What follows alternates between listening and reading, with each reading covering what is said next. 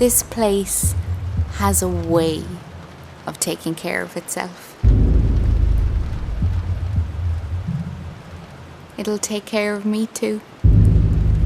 I know it. And I'll give it anything it wants.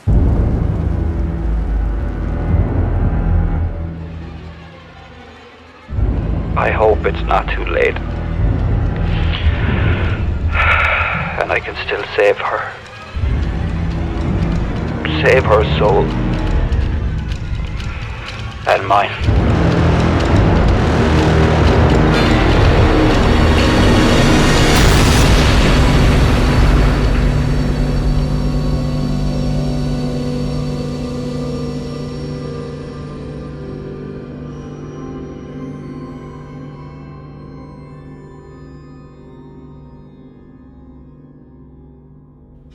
Epic Productions presents Ravenscourt Volume 2. Created by David Horgan. Warning. The following content contains strong language and subject matter that some listeners may find distressing. Part 1. None of us really changes over time. We only become more fully what we are. Anne Rice.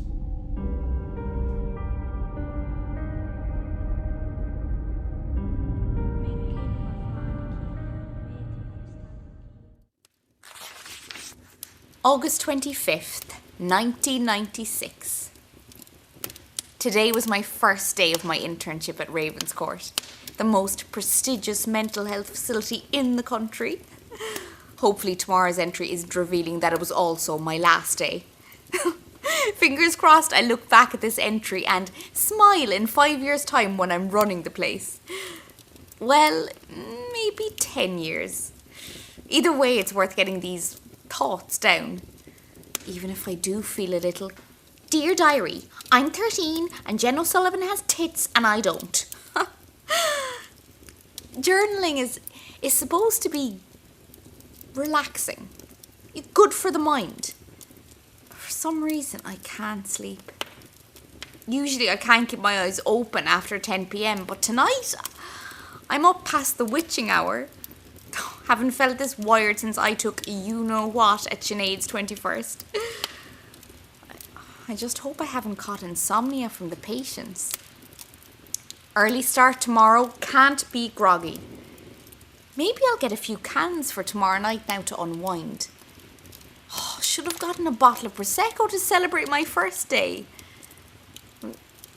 Kinda sad drinking it by myself. I don't want to start that habit. Like mother, like daughter. Jesus, half the people in there would probably be fine if they laid off the booze. Hello, alcohol makes your meds not work. Cop on, people. The staff aren't bad. Dr. Kennedy is pretty cute, but I'm not under him, unfortunately. I'm stuck with Dr. Marsh. He's not bad, he just reminds me of that teacher in secondary school. The one who'd look a little too long. Anyway, day 1, shitting a brick. They showed us around, gave us the do's and don'ts. I got this. At least I won't get lost tomorrow. I can't stop thinking about the walls of the place.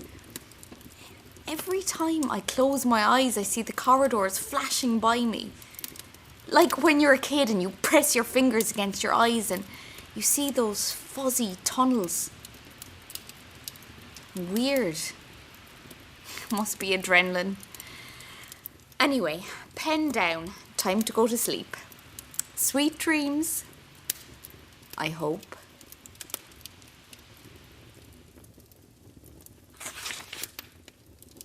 August 30th, 1996.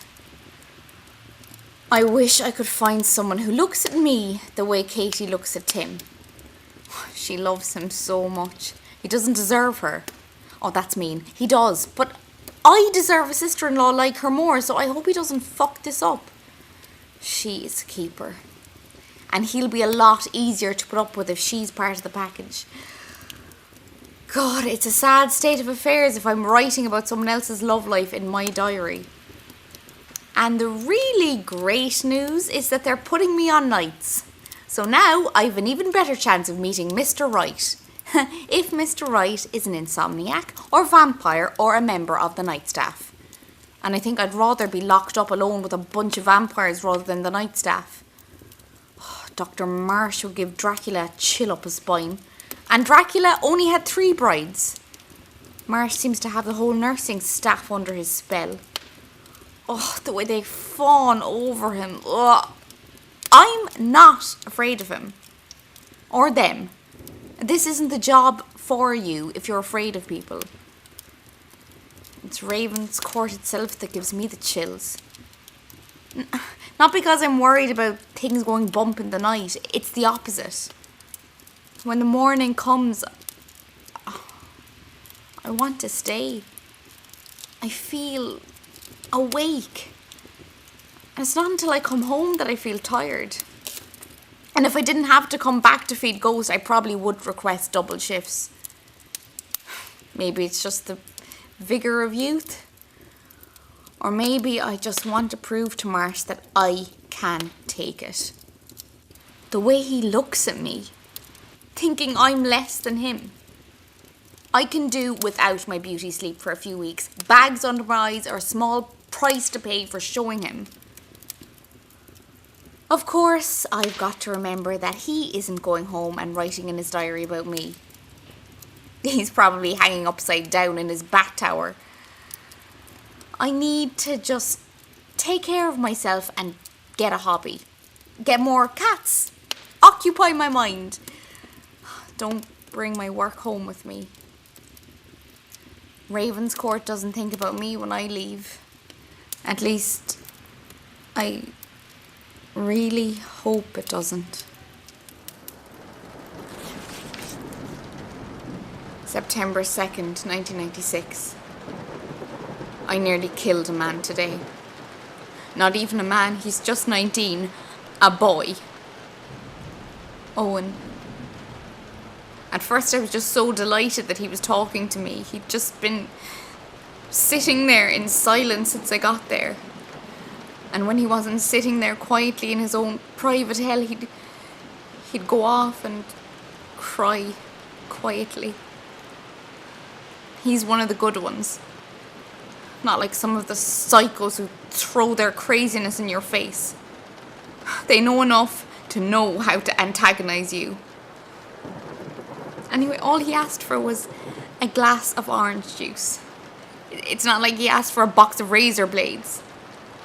I know he didn't trick me into letting him hurt himself. He was just thirsty. Of course he was. He's anorexic. They drilled it into us about the diets. I mean, God forbid you give someone who's gluten intolerant and on 40 milligrams of olanzapine a piece of bread. It might make them puffy. So I knew he wasn't diabetic.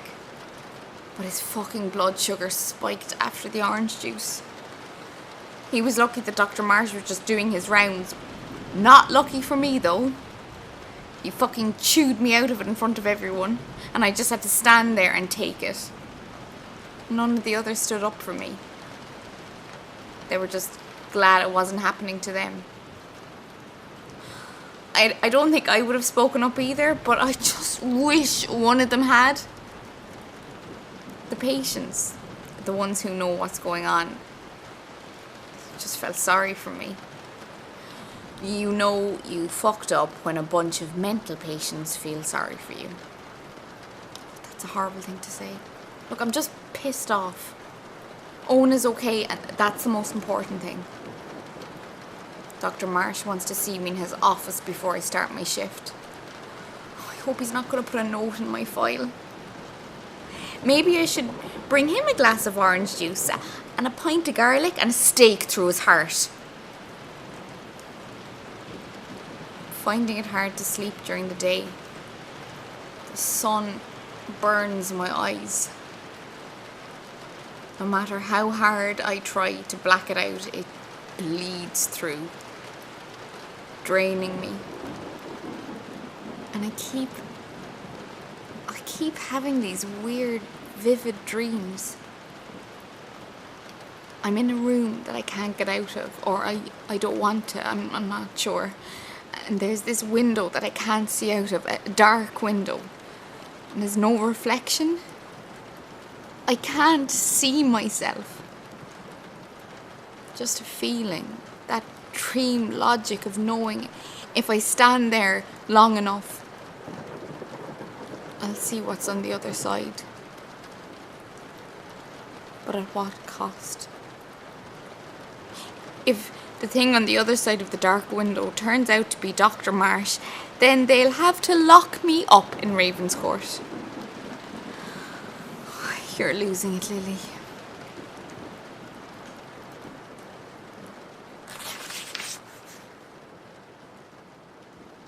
I don't even know what day it is.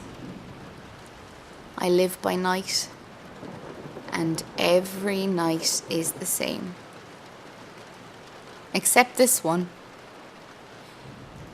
He put his hand on my leg, on my thigh, and left it there. I should have slapped him across the face or stood up and screamed. It would have been humiliating. I would have lost my job. Everyone would stare and whisper, call me a liar. I'd feel terrible, but at least I wouldn't feel like this. Turning the guilt over and over in my head like Mala. Maybe it's my fault. I let him keep touching me. His hand moved and I didn't stop him. I mean, I didn't want him to, but I didn't burst into tears. I just froze. So he kept going,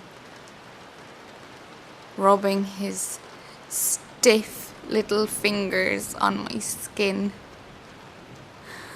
I wish I hadn't shaved my legs. Maybe he thought I shaved them for him to see, because I knew he'd call me into his office. But I didn't. It was just for me, not for a dirty old man to... I wish I had tiny little hairs that cut his fingertips like knives. I wish I could cut him with a real bloody knife. What am I gonna do? Let this snake bring me back down the career board and go back to the bottom? He's not a vampire. He's worse. He's a man. What if I get transferred? I won't let him take this place away from me. I've worked too hard. Ravenscourt needs me. I can feel it. It saw what he did to me. He'll get his. He'll get his. This place has a way of taking care of itself. It'll take care of me too. I know it. And I'll give it anything it wants. Anything.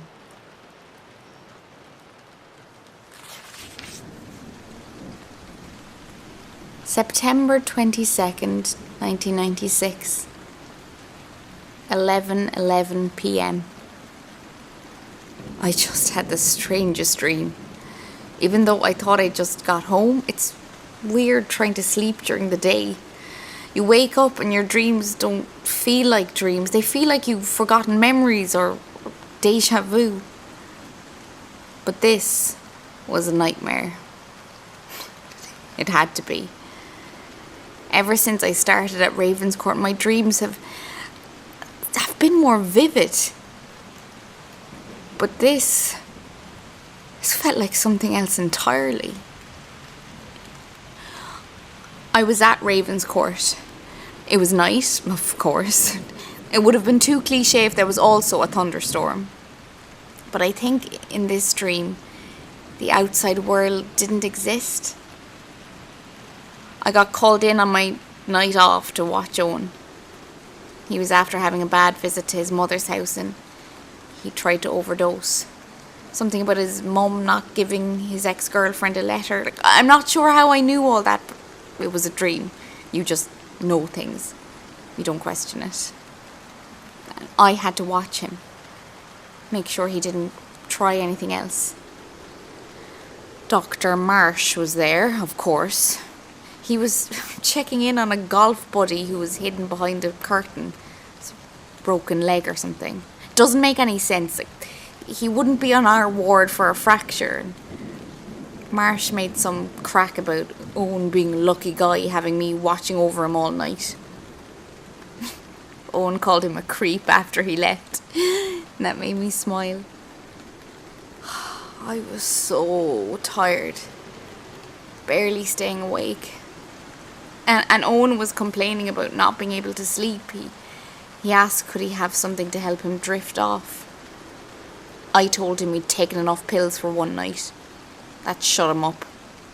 Dream Lily is a real bitch. I feel so horrible for saying that. Even though I didn't. It was just a dream. Then things started getting weird. My watch stopped working and so did the clock in the room. Everything was frozen at 2:22 a.m. The angel's number.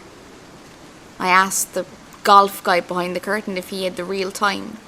He didn't answer. I assumed he was asleep.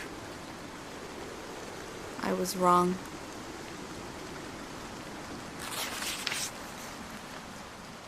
In the dream, we hadn't heard anything from the outside world in a while.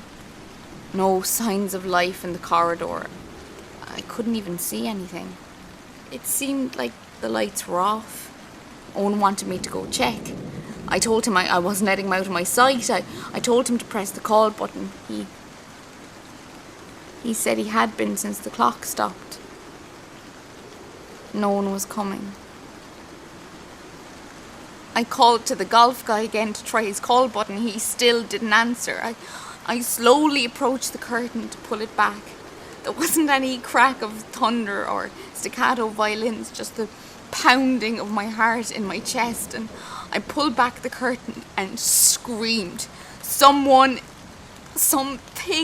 knocked me to the ground and ran out the door into the blackness. I went to check on Owen.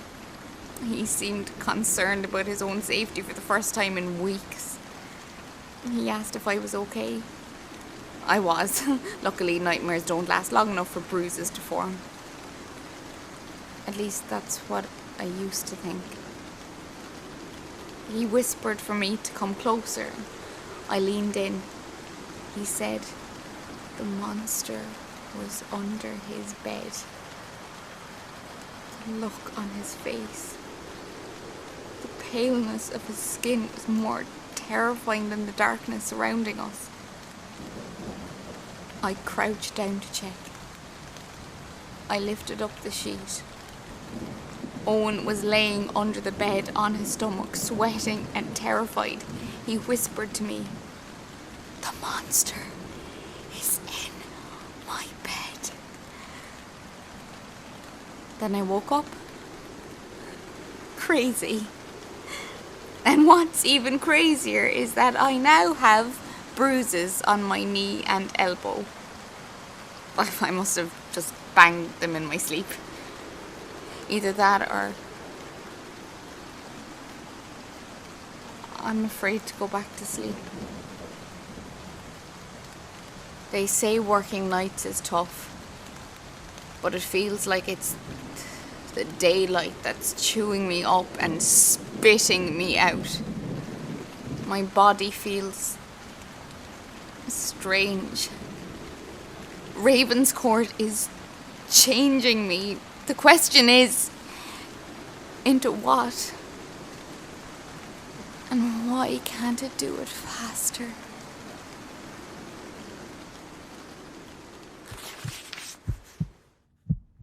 October 10th, 10 a.m. Goodbye. My name is Lily. My mother is an alcoholic. My father is anonymous. And my brother Timothy is a sad shadow. I want to drink and then another drink. I want to drink until this hole inside of me is filled. This thirst. I know it won't help. I know I'll feel bad after. I know that if I start, I won't stop. But I just love the taste. When it touches my lips, everything clicks like jazz. It's better than coming.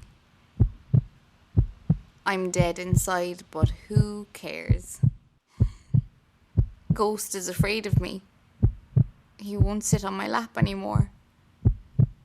And Boda thinks that I'm insane. We're all insane. We're just bags of meat and water dreaming that we are real. White lies making up a spectrum of untruths.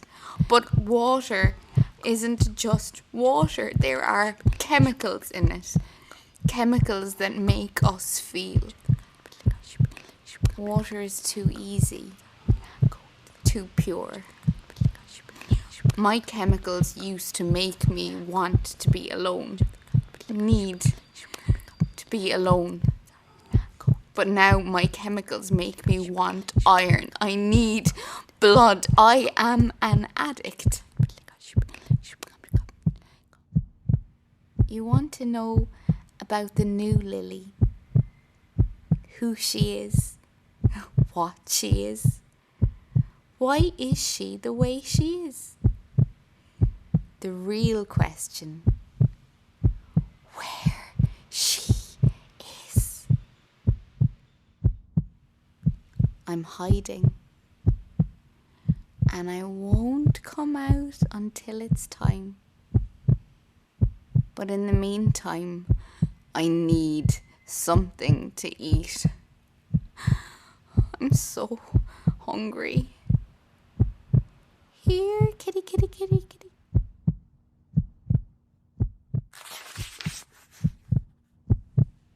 October 13th, 1:04 a.m. I haven't slept in days. The eyes are watching me. They saw what I did to Ghost, what I am becoming. I'm so scared and grateful. I am blessed.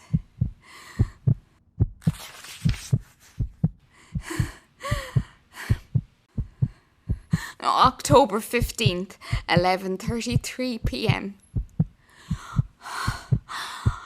I now know what's on the other side of the dark window. Nothing. I can't see it, but it sees me. I don't know what it is.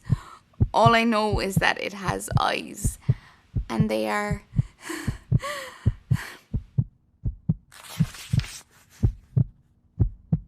12:04 a.m.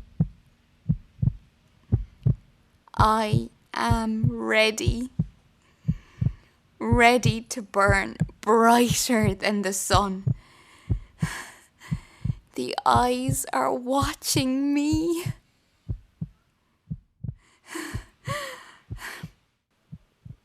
Goodbye.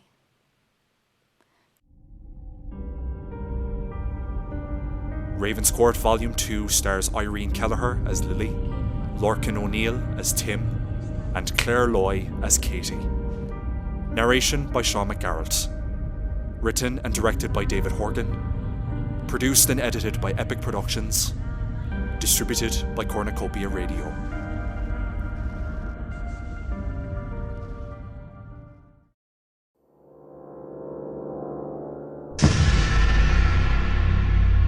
So, how have you been sleeping? Not bad, but I had the strangest dream last night. I dreamt that I lived in a mirror, and I could only be seen when other people looked at me. I'd scream and scream, but no one could hear me. I had to wait until they looked. Sounds very vivid. That's what he said. Who? Nothing. I misspoke. It's all these pills you have me on, scrambling my brain,